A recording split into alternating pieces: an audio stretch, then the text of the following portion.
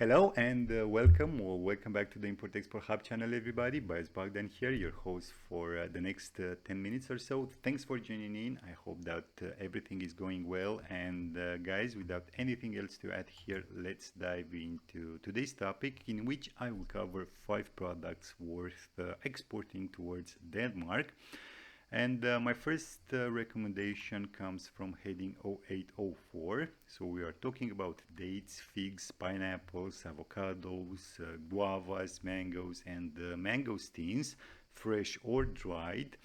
And we see that in 2022, Denmark's imports amounted to some $101 million, with the Netherlands here, Spain, and Germany as the main partners, which were followed by others like, I don't know, Iran, Tunisia, or Pakistan, to mention just a couple from this top 10 list. But as we can see here, the Netherlands clearly dominates with some 56% share in Denmark's overall imports from this heading.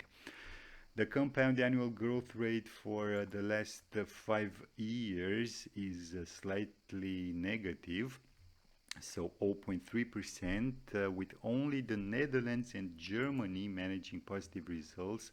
While if we zoom in this analysis and focus on the year-on-year changes, the figures are more volatile, and we see a 13.2% negative change relative to 2021, which translates to almost $15.4 million. A big contribution here coming from the exchanges with the Netherlands, as we have some $13.5 million negative change, which is the largest in this top 10 list. On the other side, we have three countries who experienced a positive change, small but still. And I'm talking here about Germany with $1.8 million. Sweden had some $540,000. And the third one is Pakistan with an insignificant $24,000, most probably, if you ask me, consisting of ethnic related products. As for the main drivers, well, from the Netherlands we have fresh or dried avocados, so subheading 080440, while from Tunisia we have fresh or dried dates, so subheading 080410. Jumping now, guys, to my second recommendation, we have here heading 2204, wine basically. I had to include it.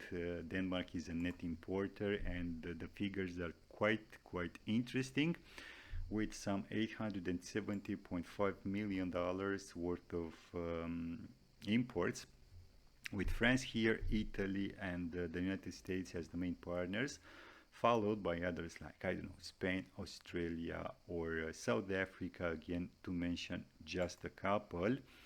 France and Italy, the most famous wine producers worldwide, dominate, as you can see here, with a share of 27.4 and 18% respectively, but others are catching up, somehow eroding Italy's share. I don't think that France is that vulnerable to these contendants, especially if I'm looking at the values concerning the United States, Australia, and Switzerland.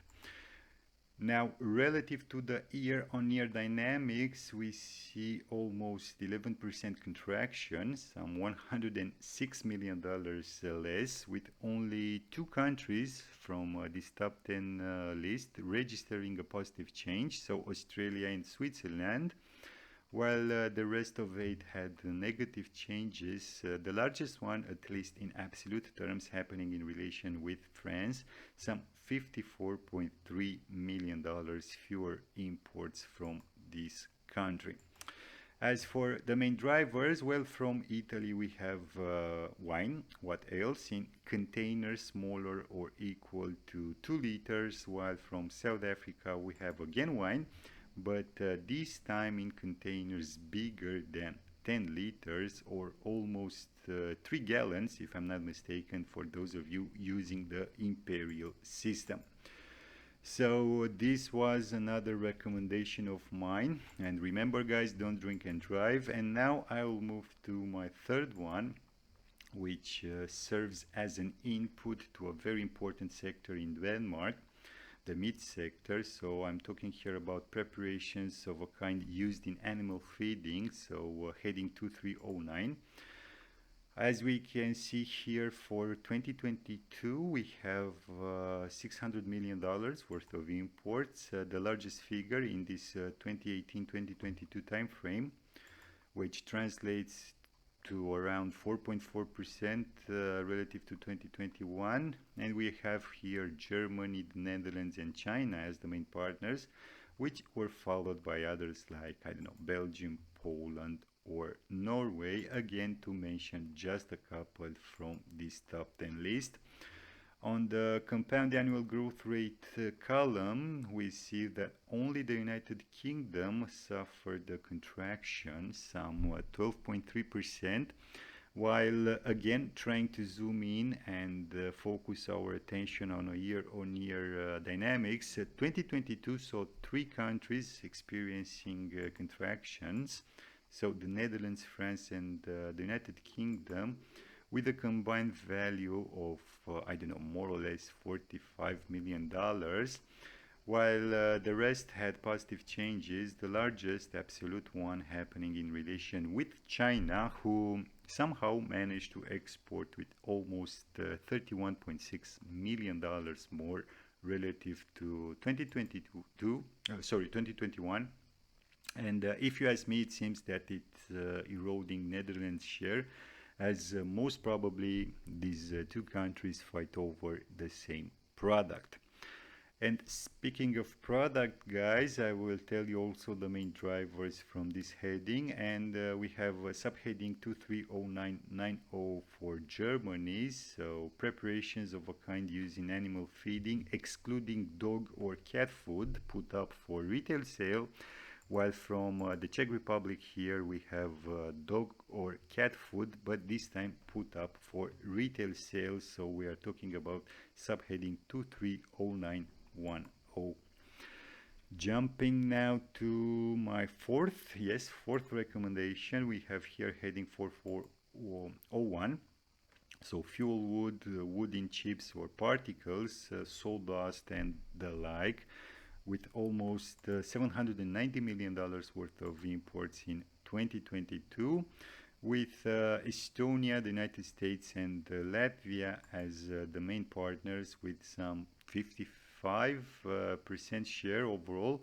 But of course, we have others like, I don't know, Sweden, Norway, or Canada, again to mention just a couple. Now, looking at year-on-year dynamic, we see that overall it was positive, some $144 million more imports relative to 2021, with Russia and Latvia having the largest negative changes, some 17.8 and $20 million respectively.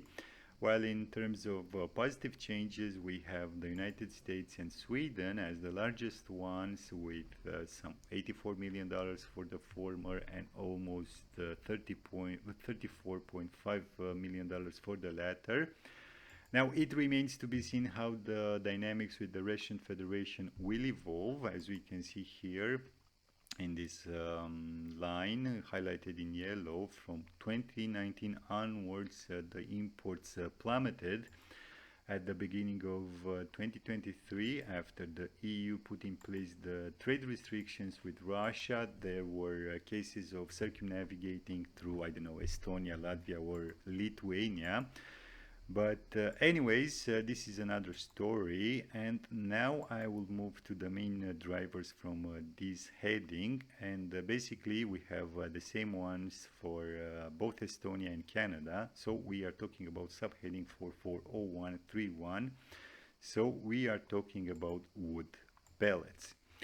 And finally, guys, bear with me for 2 more minutes. The last recommendation comes from heading 3918, floor coverings of plastics, whether or not self-adhesive, with some $72 million worth of imports in 2022.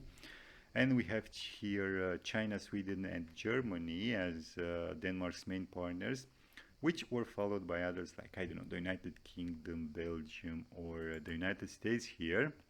Again, to mention just a couple from this top 10 list.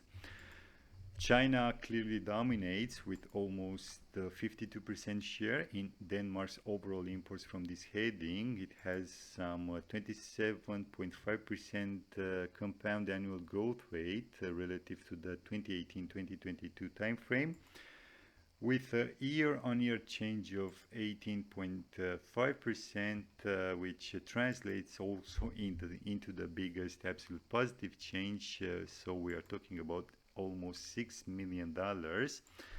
While on the other side of the spectrum, if we want, we see that the Netherlands had the largest contraction, which in absolute terms translates into some $3.2 million. As for the main drivers, we see that for both China and Germany, we have the same subheading, 391810, so floor coverings in rolls or in the forms of tiles of polymers or of vinyl chloride, also known as PVC. And guys, with this being said, these were the 5 products that I recommend. I hope you've liked it. Don't forget to hit the like and the subscribe buttons. And as usual, until next time, keep your business safe. Thanks.